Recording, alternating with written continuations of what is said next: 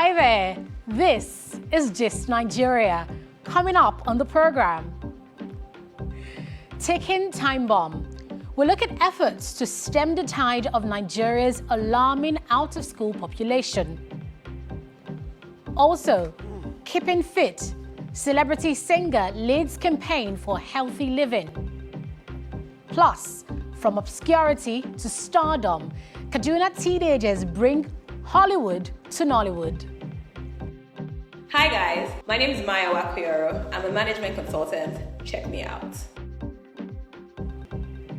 The advocates for gender and financial inclusion in Africa.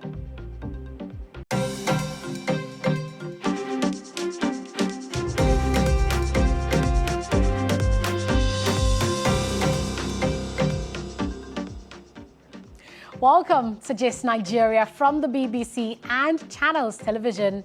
Here we bring you stories making the rounds on social media. I am Anetta Felix. Let's start with our top story.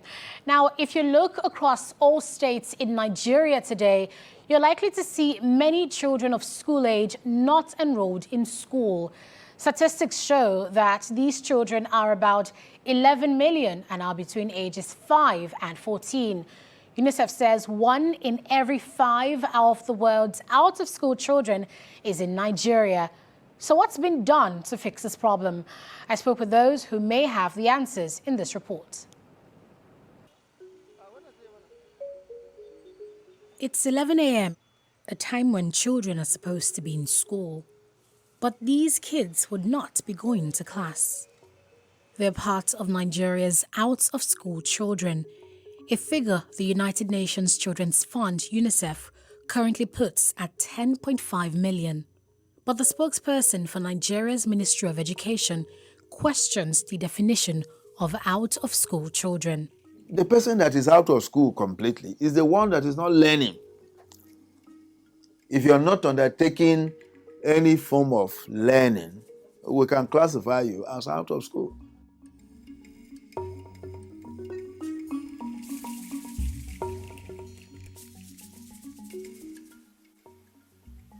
Muni is 12 years old. Boko Haram insurgency displaced her family from Borno State when she was 9. She now lives at this internally displaced person settlement in Rundabe community, Bauchi State. Here, the only education she gets is in a Quranic school, or madrasa, as they're known in Arabic.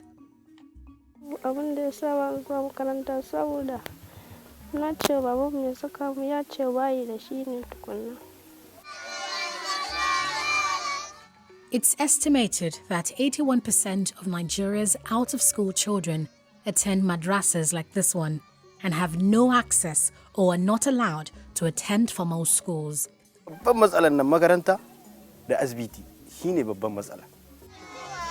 This Islamic teacher says in addition to Quranic education, the kids deserve quality formal education.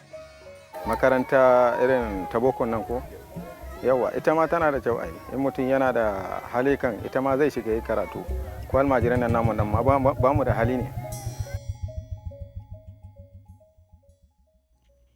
In the southeastern states of Ebonyi, the stories tell themselves. These ones are of school age, kindergarten, nursery school, they are there, but they don't, because they don't have money to pay for their school fees. These kids once saw the four walls of a classroom. They're nostalgic for a community of classmates and playmates. I would like to go back to school. At least to know how to read and write. Soon enough, the reality of poverty shakes off the fantasy of school. They spend the rest of their day on the streets, hawking goods, begging for alms, doing odd jobs, or simply passing time in the places they call home. Our next stop is Oyo State, southwest Nigeria, where there's an estimated 463,280 out-of-school children as at August 2021. I'm feeling so bad because I don't have enough money to take my son to school. That him with dada. Direct. Peter Ogundoro is an education researcher. He analyzes the situation. Parents can't feed them. Their parents need their help to feed the rest members of the family. And that's the problem you find essentially in the South. But when it gets to the Northeast, then the reason why they are not in school is because of security challenges in that region, with Boko Haram terrorism that we are talking about. But overall, I also know that we haven't been able to do enough public relations for education in Nigeria. So we haven't been able to convince the average family here that education is the way to prosperity. According to a UNICEF report published in January 2022, 1 in 5 out-of-school children in the world is Nigerian, a statistic Nigeria authorities question. I don't know the methodology UNICEF uses to arrive at that kind of figures, but I can tell you that from our official point of view, as at 2020, standing at 6.9 million. Peter Hawkins speaks for UNICEF. Statistics in many parts of Nigeria and many aspects of Nigeria are notoriously inconsistent. All the figures that UNICEF uses, especially around basic education, and the 10.5 million figure comes from that, is official government figures that comes from UBEC. What is important is not so much whether it's 10.5 or what have you. The importance is that too many children are not, at this point in time, accessing formal education. The Universal Basic Education Commission, UBEC, coordinates Nigeria's education programs. Hamid Boboye is its executive secretary. UBEC has been having the Almajiri program to see what we can do to ensure that schools integrate, to ensure that we can support them wherever they are. That program has been running for the last 5-6 years. Again, for the boy child, particularly a problem that you find in the Southeast, where children, young men now do not want to continue their education, but would want to rush to go and get involved in business within the shortest period of time to make money. Yes, you can make money, but you would be a better businessman if you are fully educated. And I think, again, we have been supporting a lot of the suburbs in the southeast to build the boy child vocational centers. Boboye also highlights major challenges to free primary education in Nigeria. To get the funding from UBEC, you also need to pay your counterpart funds. And there are some states that are not forthcoming in the payment of these counterpart funds. Now, the second aspect is also, even if you access the funding, are you utilizing this funding in a timely fashion to address the problem?